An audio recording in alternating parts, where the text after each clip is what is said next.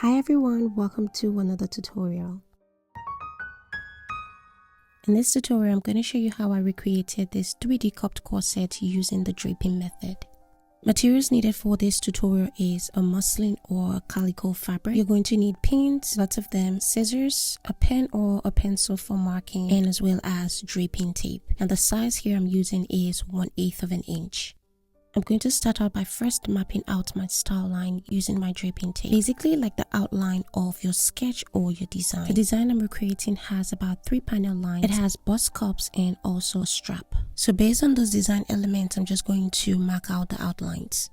When you're draping, you also want to make sure the dress form you're using is as close to your body measurements as possible. In cases where the dress form is slightly smaller or bigger than your actual size, you can use padding to make up for it, like pad the bust, the waist, or the hips. So for context, my actual bust size is 36 inches and the bust size on the dress form is 35.5 inch. Also, I do wear a double D cup, so because I wanted more depth on my own cup size, I added the breast part to make up for that. The waist measurement on the dress form is exact to mine, and the hip I didn't have to worry because it was just a blouse which was like sitting above my hip. You can also mark out specific measurements, e.g. the cup width, the length of the blouse, the shoulder to underbust length, and other details that you want. So here my style line is all mapped out. The next step is to transfer those lines on the calico or the muslin fabric. And when you're placing your fabric on the lines, you want to make sure you're using your straight grain or the soft edge. Now just pin your fabric to the dress form and cut as close to the lines as possible. I personally like to just leave about 1/2 inch away from the line. Instead of cutting exact, I leave like 1/2 inch after the seam. Now once you've gotten your fabric to fit on the panel lines, you want to make sure to then mark out. Also create notches so that the pattern piece relaxes properly on the dress form. Now when you're doing this, you also want to make sure there are no folds or pucker around the lines or the seams. Now I'm going to repeat the same process to create all the other panel lines and the bust cups and as well as the straps.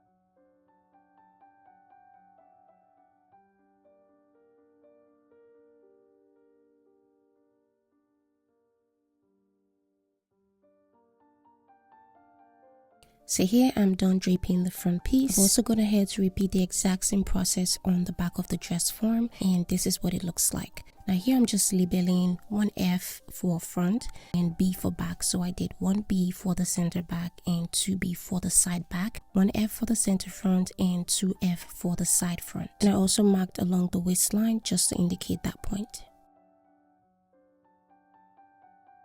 Now moving on to the main part of this design, which is the 3D cups. So using my straight grain, I'm going to pin along the center front. Now the idea is to use all the fullness on the bust to create a large dot that forms the strap and, basically the 3D effect on the cups. So with that in mind, after pinning the fabric on the center front, I also went ahead to pin around the neckline of the cups. And for the dot point on the cups, I pinned it right at the start of the shoulder strap.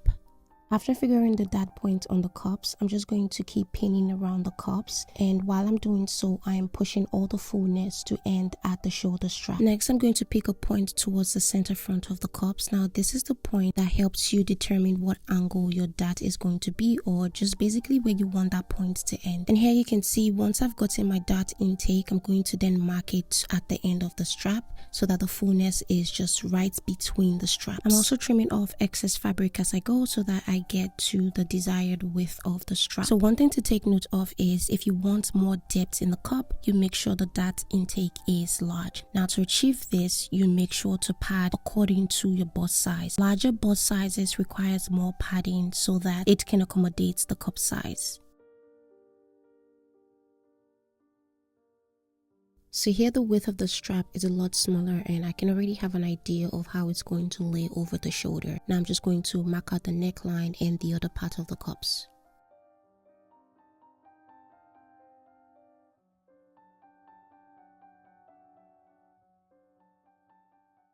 And you can see towards the side of the cups, I did leave an extra dot. And that's because the goal at this point was to get the position of the strap. So once I was satisfied with that position, I went ahead to trim off the strap along the neckline of the cups, and this is what it looks like. And then the little dot by the side, I moved it into the larger dot. And this is the final result of the cups. So here is the dot intake. And right above the dot intake is where the strap is going to be drawn. So here I've brought out my other pattern pieces, and now I'm just going to smoothen out the lines and transfer it to a pattern paper.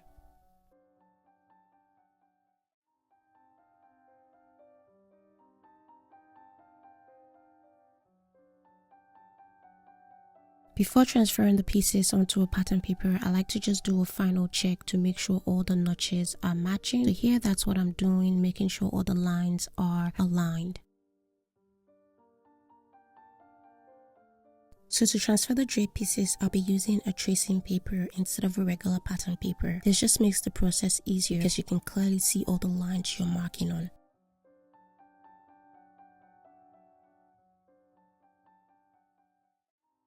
Next, I'm going to pin in place and basically just mark out all the lines.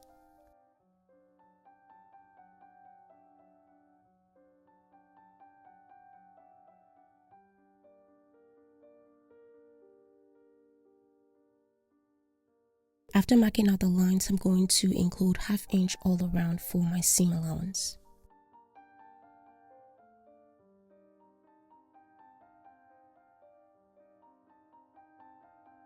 Now before finally cutting out the pattern, I went ahead to include my green lines. I marked arrows up to differentiate the top from the bottom and also the parts where I'm going to be cutting and fold. Now the same marking process is going to apply to the bust cups as well. This time around, we're going to be adding the straps. When placing the tracing paper over the pattern piece, just make sure to leave extra room in front and the sides for the folds.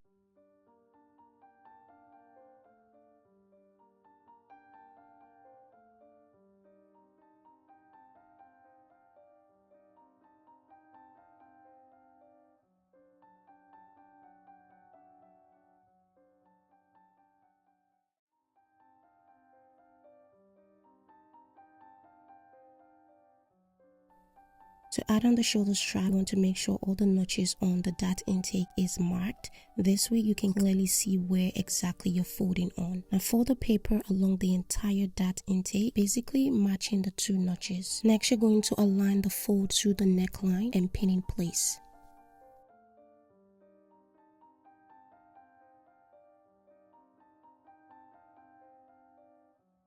Now redraw the neckline along the folded dart so that when it's unfolded, you can see the other side of the neckline when the dart is opened out. Now draw a line from both sides of the dart intake and extend it. Now the extension should be about the length of the strap. So for example, if your strap length is 12 inches, then you can make the extension to about 3 to 4 inches more than the strap length.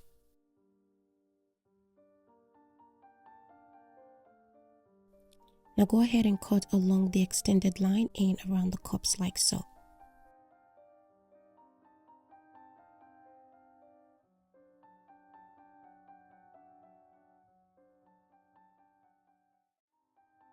After cutting, I'm going to remove the draped piece and then fold again along the dart intake. To avoid any kind of gaping along the neckline, I always like to compare it to the draped piece. Once I'm sure of the neck width, I can then go ahead and draw out my straps right from the side of the neckline, like so. Again, this extension should be the strap length plus 3 to 4 inches more. Now cut along the marked line and blend it into the armhole like so. Now finish off by notching the new dart intake, and then when it's unfolded, this is what it looks like.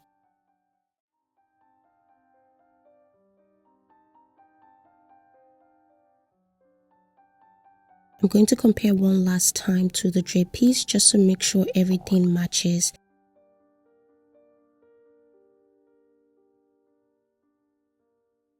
After comparing and remeasuring both the width of the neckline, it have a bit of an excess around the side, so I just trimmed that part off. Now to finalize the cup pattern, I'm going to measure and mark the size of my strap. I made it about 3 or 4 inches more than the length of the strap. And then I'm also going to double check the width of the strap to make sure it is even all around.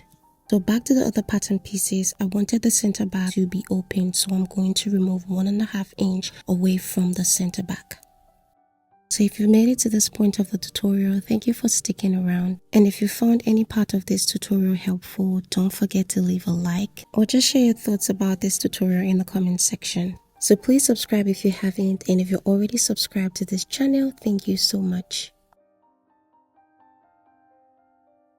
So the shaded portion on the center back is going to be cut off, and now I'm going to just cut out the rest of my pattern pieces. So guys, that's basically the draping and the pattern making process of this design. So in the next tutorial, I'm going to take you guys through the process of cutting and sewing out the design. Thank you guys so much for watching, and I'll see you then. Bye!